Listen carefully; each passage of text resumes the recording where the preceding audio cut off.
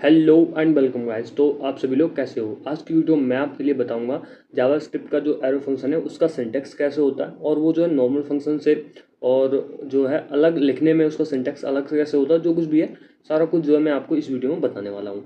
तो सबसे पहले मैं आपको एक डेमो दूंगा नॉर्मल सा, यानी कि नॉर्मल फंक्शन लिख के दिखाऊंगा। तो नॉर्मल फंक्शन लिखने के लिए हम क्या करते हैं कि यहाँ पे फंक्शन कीवर्ड का यूज़ करते हैं और उसका यहाँ पे नेम देते हैं। जैसे कि मैं यहाँ पे 2 नंबर को ऐड करने का एक फंक्शन बना रहा हूँ, तो यहाँ पे मैंने एड्स का नाम दिया और यहाँ पे मैंने 2 पैरामीटर दिए ए को बी, और ये मेरा जो है एक नॉर्मल 2 नंबर को एडिशन करने का यहाँ पे फंक्शन बन चुका है। और मैं यहाँ पे रिटर्न कर दूंगा जो भी इन दोनों का एडिशन होगा उसको, तो ए प्लस बी, यानी कि जो भी इन दोनों नंबर का एडिशन है वो मैंने यहाँ पे रिटर्न कर दिया। और फिर मैं क्या करता हूँ कि लेट और सम नाम के वेरिएबल में जो भी ये आएगा तो वो मैंने यहाँ पे सेव कर लिया। तो 10 कॉमा यहाँ पे 20 मैंने लिख दिया, और जो भी आएगा यहाँ पे वो मैंने सम नाम के वेरिएबल में इसको स्टोर कर लिया। और यहाँ पे मैं इसको जो है कंसोल डॉट लॉग, और यहाँ पे मैंने सम को यहाँ पे प्रिंट भी करा दिया है। तो अभी देखते हैं कि हमारा ये सही से काम कर रहा है कि नहीं कर रहा है। तो देखो दोनों का जो एडिशन है 10 का 20 का 30 आ रहा है, तो मेरा जो नॉर्मल फंक्शन है वो सही से वर्क कर रहा है। बट अभी देखो मैं यहाँ पे एक एरो फंक्शन बनाता हूँ। एरो फंक्शन बनाने के लिए आपको करना क्या होता है, सबसे पहले आपको जो कॉन्स्ट कीवर्ड यूज़ करना होता है। कॉन्स्ट यानी कि एक वेरिएबल लेना होता है और अपने जो फंक्शन का नाम रखना है वो आपको यहाँ पे, जैसे कि मैं यहाँ पे लिख देता हूँ एडिशन। ये मेरे फंक्शन का नाम रहेगा, इक्वल टू का सिंबल देना होता है। अब जो है इस वेरिएबल में आपको अपने फंक्शन को जो है स्टोर करना होता है। तो सबसे पहले आपको ये वाले जो ब्रैकेट हैं वो लगाने होते हैं। यहाँ पे ये वाले ब्रैकेट लगाने के बाद में आपको ना एक एरो जैसा एरो टाइप का एक सिंबल बनाना होता है। तो इक्वल टू एंड यहाँ पे ये जो है आपको ग्रेटर देन का सिंबल लगा के एरो टाइप का सिंबल जो है बनाना होता है। और इस तरह से आपका जो है एक कम्प्लीटली एरो फंक्शन जो है वो बन के रेडी हो जाता है।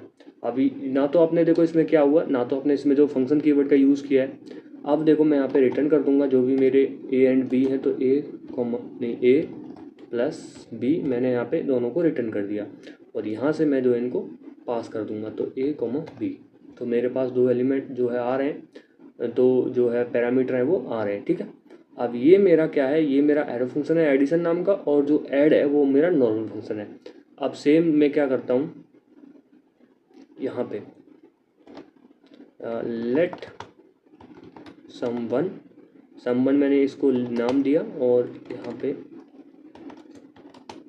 जो भी मेरा एडिशन से रिटर्न होके आएगा वो मैं यहाँ पे कुछ भी दे देता हूँ, 20, 30, एंड जो भी आएगा वो मैंने सम1 के नाम में स्टोर कर लिया। और उसको मैं यहाँ पे कंसोल डॉट लॉग करा के सम1 को मैं यहाँ पे प्रिंट करा दूंगा, ठीक है, लॉग करा दूंगा। अब देखना कि यहाँ पे एक में आएगा 50 एंड एक में आएगा 30। तो मैं अभी इसको रन करता हूँ और देखते हैं एक में 50 आया और एक में 30 आया, यानी कि हमारे दोनों एरो फंक्शन का सिंटैक्स आप देख सकते हो कि ये वाला है एरो फंक्शन, एंड यहाँ पे आप देखोगे कि ये वाला नॉर्मल फंक्शन है। दोनों का काम एक ही है। अगर मैं दोनों को यहाँ पे पैरामीटर जो आर्गूमेंट है वो सेम दे दूँ तो दोनों का जो आंसर है वो सेम ही आएगा। देखो मैं यहाँ पे 10 देता हूँ और यहाँ पे देता हूँ मैं 20, और अब मैं आपको रन करके दिखाता हूँ तो दोनों का जो आंसर है वो 30 आ रहा है, यानी कि दोनों का काम सेम ही है, कोई डिफरेंट नहीं है। अब देखो, अब आप जो है एरो फंक्शन को, अगर आपका देखो जो फंक्शन है, ठीक है, कोई भी फंक्शन हो, चाहे एरो फंक्शन हो और चाहे नॉर्मल फंक्शन हो, उसके अंदर का जो कोड है वो सिर्फ एक ही लाइन का है और वो रिटर्न टाइप का कोड है, यानी कि आप जो कोड एग्जीक्यूट होकर जो आंसर मिल रहा है आप उसको रिटर्न कर रहे हो और एक लाइन का कोड है। तो आप ना उसको एरो फंक्शन में कुछ इस तरह से लिख सकते हो, क्या है कि आपको ना तो रिटर्न कीवर्ड यूज़ करना है और ना ये कर्ली ब्रेसेस यूज़ करना है, ठीक है। आपने देखो मैंने दोनों को हटा दिया और यहाँ पे रिटर्न कीवर्ड भी मैंने रिमूव कर दिया। तो कुछ इस तरह से लिख के सिर्फ आपको ये वाले ब्रैकेट लगाने हैं और उसमें अपने जो पैरामीटर हैं वो देने हैं, एरो का सिंबल लगाना है, और जो भी आपका 1 लाइन का कोड था जो कि आप फंक्शन के अंदर लिखने वाले थे, ब्लॉक जो कोड था वो आप फंक्शन के अंदर लिखने वाले थे, उसको आपको यहाँ लिख देना है। और यहाँ पे आपको सेमी कोलन लगा के बस आपका जो है पूरा का पूरा, यानी कि आपने जब नॉर्मल फंक्शन लिखा कुछ इस तरह से लिखा 3 लाइन में, और ये पूरा का पूरा आपका जो है एक लाइन में बन के रेडी हो गया है एरो फंक्शन।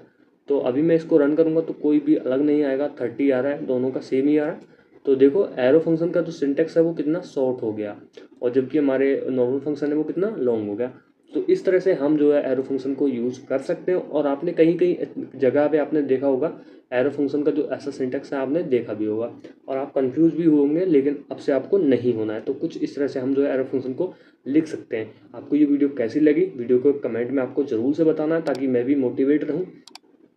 और वीडियो को लाइक कर देना है एंड चैनल को सब्सक्राइब कर देना है। तो थैंक यू फॉर वॉचिंग, मिलते हैं नेक्स्ट वीडियो में।